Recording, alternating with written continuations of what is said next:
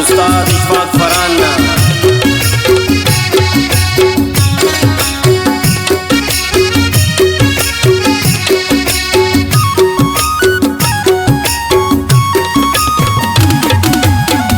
है खुदा पुल्ले गनाए, है मौला पुल्ले गनाए, उनके परदेस है गनिया राम बाबा का।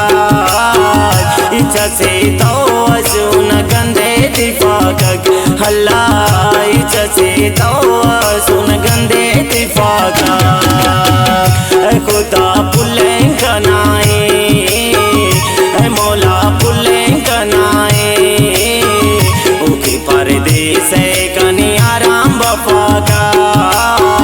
इच्छा से तो सुन गंदे दिफाक हल्ला, इच्छा से तो सुन गंदे दिफाक।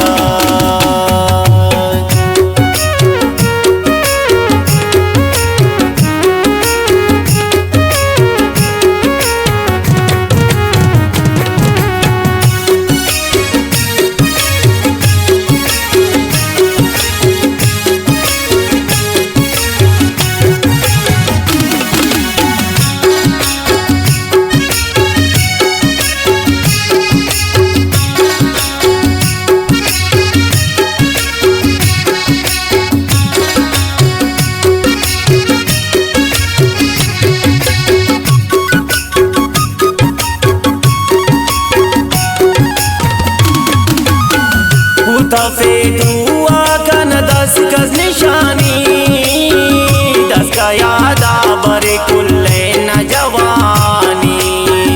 पालू ना खंत तो गिंगा आसा, कमुदे ओ कन रुक सात बासा।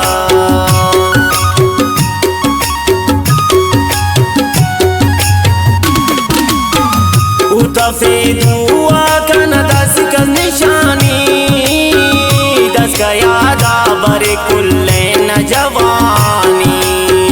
पालू ना खंत तो गिंगा आसा, कमुदे ओ कन रुक सात बासा। है खुदा पुल्ले गनाए, है मौला पुल्ले गनाए, उनके परदेस है कनिया राम बाबा का।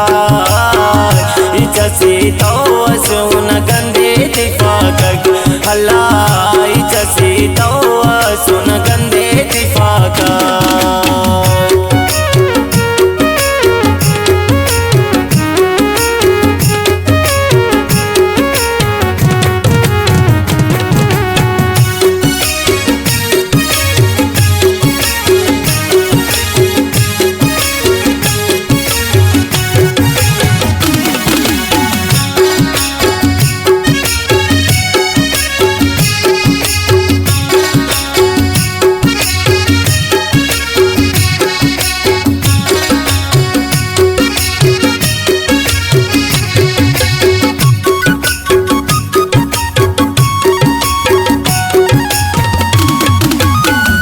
बारी कना इश्के जुस्त निदा पे, निगना उस असुल पे का का पे।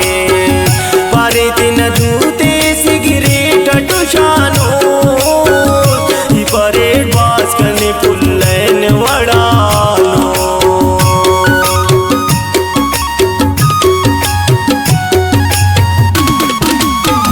बारे कना